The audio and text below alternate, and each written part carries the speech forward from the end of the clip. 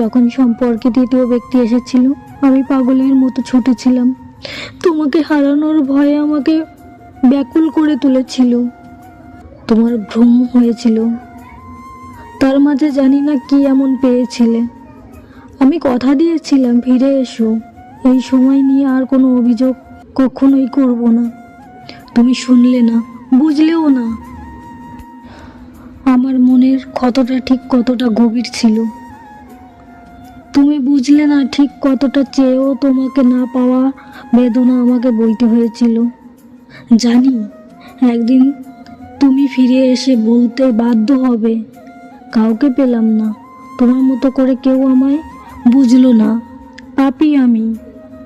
তোমাকে এতটা ব্যথা দিয়েও সুখী হতে পারিনি। সত্যিটা কি জানো, আমি সেই দিনও তোমায় আকুল হয়ে বলবো, ভালোবাসি প্রিয়, বড্ড ভালোবাসি।